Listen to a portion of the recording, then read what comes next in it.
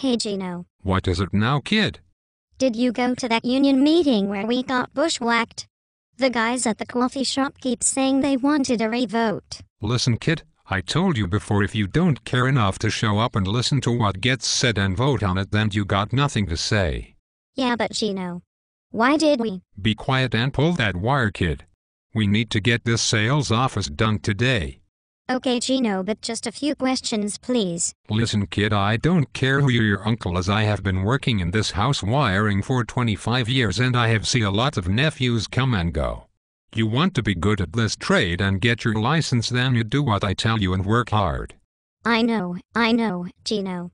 But please tell me about the union meeting where the guys wanted a revote. Okay, but then we get to work. You know what these pagoda-style sales offices are like. We got potlights coming out of our yin-yang. Yang was a good guy, Gino. He left our shop, didn't he? Very funny, kid. How would you like to wear one of those potlights as a hat? Well, Gino, I heard there are lots of pissed-off low-rise guys after that meeting. They were screaming and swearing about how they didn't get to vote right. You were there. What happened? Why should I tell you when you will go straight to your uncle and run your mouth about what I say? I won't, Gino. Come on, Gino. Tell me the story, please.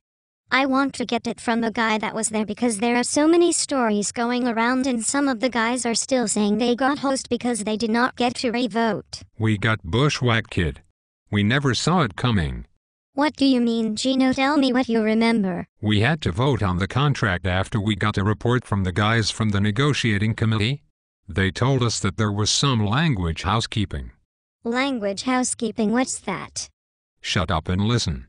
And I will tell you. Okay then, Gino. What did I just say? Shut up and listen and you will tell me. So why are you talking then? Well, Gino, but you just asked me. Kid, you are starting to get on my nerves now. Okay, what is language housekeeping? Well, the head rep Tony Chiappetta said it was language housekeeping. Why is the Tony Chiappetta the head rep, Gino? I don't know, he just is. Maybe he is the smartest of the three amigos. Or maybe he is just the best looking. So there's just three amigos. Why do they call them the three amigos? I don't know, maybe it's because there are three of them. But why amigos? What are they, Spanish? Kid, I am warning you for the last time now. Keep it up and I am going to box you up and take you back to the shop in the back of the truck. That wasn't funny, Gino. It's hard to breathe inside a box. I will poke some holes in the side if I have to. Just keep it up, kid. And you'll see.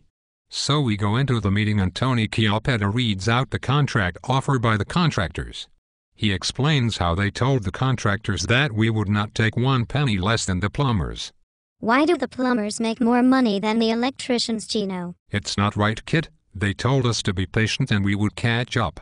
It has been 15 years since they said it and we are still behind the plumbers. When will we catch up, Gino? I don't know. The head rep Tony Chiappetta said the offer from the contractors included new language that clearly states we don't start loading the trucks any earlier than 1 hour before we start getting paid. But Gino, why is that? We are loading the trucks for free anyways. I don't know, kid. We have been complaining about that for years and now it seems they have made it mandatory by putting in language housekeeping that says we are not required to start loading any earlier than 1 hour before start time.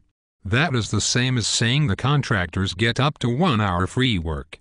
You see what we got bushwhacked with, kid. They put it in our agreement and called it language housekeeping. But Gino, isn't that like saying we are required to be available at the shop to load the trucks 1 hour before we start getting paid? That is what I said, kid. The head rep Tony Chiappetta said to the guys that it was better than what we got now. Why is Tony Chiappetta defending what the contractors want? Is that his job? No, kid, he should be reporting to us and keeping his comments to himself. What did the guys at the meeting think? They were grumbling and talking to each other when Chiappetta read out that language housekeeping. Sounds to me like it's more language concessions than just housekeeping. Hey, Gino? You got that right, kid. I think maybe I won't put you in that box after all. Maybe I will even let you drive the truck back to the shop tonight while I rest my brain. Gee, thanks, Gino. You're okay for an old fort. Never mind the box. Maybe I will just duct tape your whole head and poke some holes for breathing and seeing. Then what happened, Gino? The head rep Tony Chiappetta said there was a letter of understanding to discuss piecework. At first he called it a letter of agreement and he said it was a letter of understanding. But don't you hate piecework, Gino? Doesn't it cause guys to hurry? And cause fuck-ups that force guys to go back and fix on their own time? It's a way to put all the responsibility on the men and produce a certain amount of work every day, no matter what the conditions. Wasn't it one of the first things the union got rid of when the Perry Speranza was the negotiator and smartest and best-looking representative? Yes, but the Tony Chiappetta said that it was only a promise to talk about it. When are they going to talk about it, Gino? I don't know, kid, they didn't tell us. Why does that language need to be in the contract, Gino? Isn't negotiations over till next contract? I don't know, kid. But I would assume that if they put the language housekeeping in there, they will talk about it. I just don't understand why it would need to be in there. Can they make a decision in the middle of a contract to bring in peace working? I don't think so. Then why put in a letter of understanding? I'm not sure. The other thing they told us the contractors put in their offer was 100% name hire. That means that now the contractors will be able to choose the guy off the list that they like best. It won't matter who has been out of work the longest. But Gino, what happens if the contractors decide they want not to hire you for whatever reason? If they choose who gets to work, won't it create a union full of bag lickers? Hey kid, have you been reading on the internet again and learning all those ICI sayings? Yes, Gino, it is the same as saying Rufiano. You know, those guys that get to the shop earlier and earlier. Sometimes I think they sleep in the trucks just to be first at the shop to lick the boss's balls. Kid, there will always be bag lickers and Rufianos. That 100% name hire takes away a very important part of a fair hiring haul. You don't go in order and share the unemployment equally anymore if the bosses choose who comes to work off the list. It just makes it mandatory for everyone to be a bag licker if they want to stay working. This is bullshit, Gino.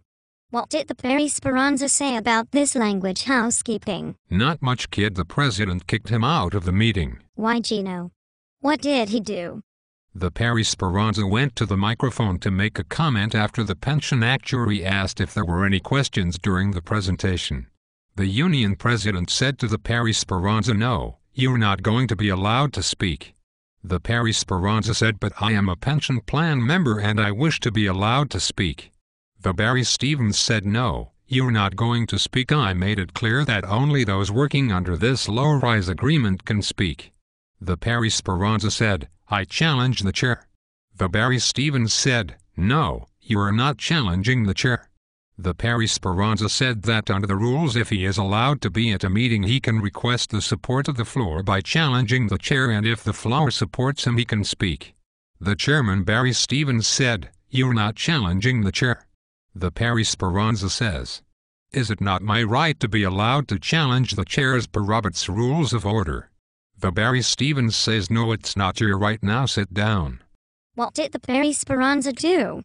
He said he was going to file charges with the International because it was improper, and he was been denied his rights by an improper chairman. He called him a disgrace for his actions. Then what happened? The Barry Stevens ordered the Perry Speranza to leave the meeting. He ordered 2 sergeant-at-arms to go over and escort him out. How did they get to be sergeants? What are they, cops? No, they are just a couple of executive board guys that wear a badge on their arm and do what the president says. So when they kicked the Perry Speranza out of the meeting, did anyone else ask a question about the pension plan? No. Not even one question, Gino? Do you think everyone understood why we only have about 60% in the pension of what the pension plan owes? I don't think so, kid, but they wonder why we keep getting asked to put in more and more money to fund the shortfalls. How do you know the pension is only 60% funded, kid? Did you read it on the internet? Yes, the Perry Speranza writes about it on the Our Local 353.ca members forum, and then there are discussions to read. It surprises me that out of all the low-rise members there is not one that would ask a question about the pension and benefits plans. Me too. So why was there such a problem with voting on the contract offer, Gino? The Barry Stevens gave us ballots to vote with. But then he wanted us to vote on if we wanted to vote by show of hands. He asked for a show of hands to decide if we wanted to vote by show of hands. The guys didn't put their hands up, so he said, "Come on guys, let's get serious about this and decide if you want to vote by show of hands." Then he says, "Okay, we are going to vote by show of hands." But wait, wasn't there any questions about the language housekeeping that Tony Chiappetta read out? No, actually. When the Tony Chiappetta read them out, he promised there would be a chance to ask questions later, but we were not advised that now is the time to discuss the language housekeeping. We were asked to go directly into the vote on if we wanted to accept or reject the contract offer by the contractors. Well, what did you guys do? Didn't anyone stand up and say what about the questions we have about the language housekeeping? Yes, some guys asked, but it was after we had the votes, so it could not affect the votes. Well, what good is that? Hey, I told you if you want to shoot your mouth off, you should show up to the meetings. Where were you that night? Well, we got stuck in traffic and then we went back to the shop to load the trucks. For finishing, it took us 40 minutes. When I got home, I showered and had dinner and then fell asleep on the couch. Then I went to play Jetani at the club with some hot babes wearing local tops. So the Barry Stevens says we need to vote by show of hands on if we want to accept or reject the contract by raising our hands. Most of the guys in the room put their hands up to reject. Holy sheep sheet, Gino. So the Barry Stevens says, "Okay then. The next question is whether you want to go on strike." Wait a minute, if you rejected the contract offer and there is no more time to go back for another offer, then why do you need to vote on if you want to go on strike? Is it not academic at that point, Gino? Listen up, kid. So the Barry Stevens sees that it's rejected and says, "Okay then. I guess we need to vote on if you want to go on strike then." But what happens if the guys reject the contract and then vote no to go strike? Do you need to do a revote on the contract? Does that make any sense, Gino? Good question, kid. I don't know, because they told us that there was no time to go back into negotiations and it was take it or leave it offer. The Tony Chiappetta got up and said to us that the arbitrator ain't gonna give you shit. When did he say that? The Barry Stevens let him go to the microphone after we turned down the offer. Then the Joe Fashion gets on the microphone and says that if we vote to go on strike, we should be prepared to be on strike for 4 to 6 weeks. Sounds like they wanted you to accept the offer, Gino. So all of a sudden the Barry Stevens says, "I'm going to go to the ballot box." He says he wants to get an accurate count because if we are going to reject this overwhelmingly, he needs a count. He says that's our strength. I wonder if he would have wanted a count if the show of hands was overwhelmingly in favor of accepting? So then he says to get out your ballots and make sure you choose the right color. He says if you can tell the difference between the colors, ask someone. So we have the vote and they count the ballots. After a long time he says they are going to count over because it's so close and they don't want to get it wrong. He announces the results as 73 accept and 71 reject, and the contract is accepted. And the guys in the room go crazy. They say they didn't know that they were being asked to vote on the question of whether they wanted to accept or reject the contract offer. They thought they were voting on the question of whether they wanted to accept or reject going on strike, not the contract offer. But didn't you vote on the first question by show of hands? Yes. And didn't the Barry Stevens see it was clearly a vote to reject? Yes. So why make you vote again and get everyone confused? He said he wanted to get an accurate count. So he made us do it again. The guy said he confused them and he said he didn't mark the ballots and didn't know what to do. The guy said let's have a revote to make sure because you confused us. He said to us that he would allow a motion to reconsider, but it needed to have 2/3 majority. So we had vote to decide that, and in the middle of counting he changed his mind and just said, "Guys, I can't allow a revote because it wouldn't be fair to those people that left." He said about 20 people left and went home. But Gino, it was okay when the Barry Stevens wanted a revote to show our strength, as he said. So why didn't he want to allow the members a fair chance to do a clear vote with no confusion? I don't know, kid. The Barry Speranza has written on the members' forum that the Barry Stevens was incorrect to say that a motion to reconsider needed a 2/3 majority. He says that according to the IBEW Constitution, only a simple majority is required for a reconsideration at the same meeting. He also said that he was standing in the foyer and did not see 20 people leave, and those that did go out went for smoke and came back. Well, the brothers at the meeting were pretty pissed off about the attitude of the Barry Stevens Bacaju after he denied them a revote because he claimed members had left. He wanted to have a vote on the money left over that had not been allocated.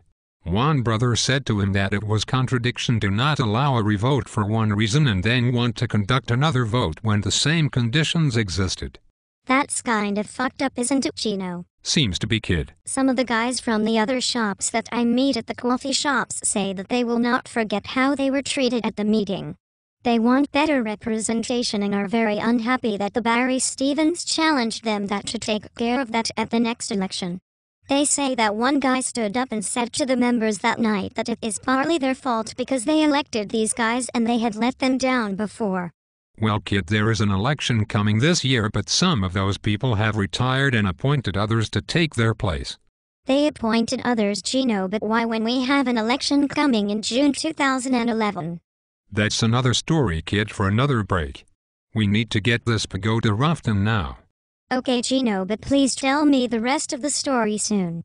I want to know who these new appointed people are and why they got appointed. Were they at that meeting when you got bushwhacked, Gino? Yes, they were, kid. What did they do, Gino?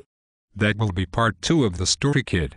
Watch for it on YouTube and Facebook and the Our Local 353 Seer Uncensored Members Forum. Hey, Gino, will we get into trouble for this? Don't worry, kid, they will never recognize us in these disguises. What about the Perry Speranza? Will he catch heat for this, Gino? Don't worry, kid, the Perry Speranza is used to it. I hope the low-rise guys will watch this and recommend it to their friends, and stay tuned for part 2. I want to ask about what happened in relation to the charges filed against the Perry Speranza and how he was treated by all the new appointees in Local 353. I will do my best to fill you in, kid. I have a really good source for all that information. Remember to keep your mouth shut with your uncle. I don't want my next job to be way up in Wasaga Beach. Don't worry, Gino, I will keep this between you and I and a few thousand friends on YouTube and Facebook. Okay, kid. See you in part 2. Okay, Gino.